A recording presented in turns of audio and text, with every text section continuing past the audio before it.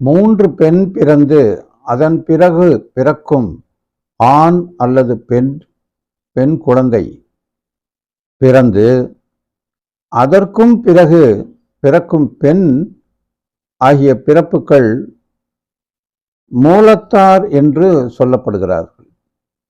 அவர்கள் திருமணம் செய்து கொள்ளும் குடும்பத்தாருக்கு ஆகாதாம்.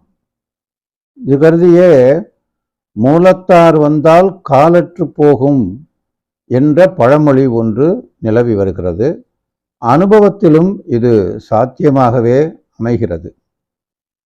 இதை தப்பா புரிஞ்சுக்கிட்டு மூல நட்சத்திரத்தில் உள்ள பெண், அதாவது பெண் மூலம் நிர்மூலம் என்று தவறாக குறிக்கப்படுகிறது.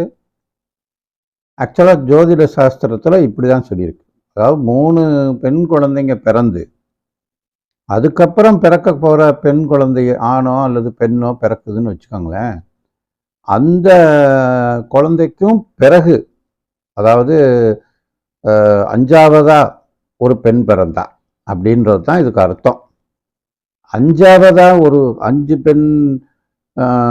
5 பெண்ணை பெற்றவன் அரசனும் ஆண்டியாவான்னு ஒரு பழமொழி இருக்குல்ல, அந்த மாதிரி இப்படி 5ஆவதா ஒரு பெண் பிறந்ததுன்னா அந்த பெண்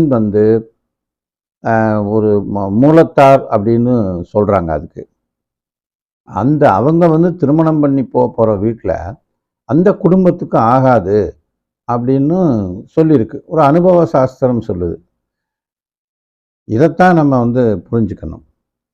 ஆனால் அதுக்கு விதி விலக்குகள் நிறையா இருக்குது. எப்படி இருந்தால் அப்படி நடக்கும்ன்றதுக்கு நட்சத்திர பொருத்தங்கள், ஜாதக பொருத்தங்கள் இதெல்லாம் பார்த்துட்டு தான் அதை முடிவு பண்ணணும்.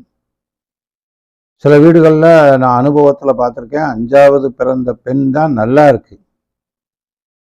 அந்த வீட்டில் இருந்த மிச்ச 3 பெண்களுக்கும் பாதிப்பாகி இந்த 5ஆவது பெண் கல்யாணம் பண்ணி போன இடத்துல ரொம்ப சிறப்பாக இருக்குது. அதையும் நான் பார்த்துருக்கேன். இந்த அனுபவ சாஸ்திர ரீதியான இந்த 5ஆவது பெண் மூலத்தார்னு சொல்லக்கூடிய அந்த மூலத்தார் போனால் காலற்று போகுன்றாங்கல்ல, அந்த மாதிரியும் நடந்ததையும் நான் பார்த்துருக்கேன். இது அனுபவத்தில் உண்மைதான்.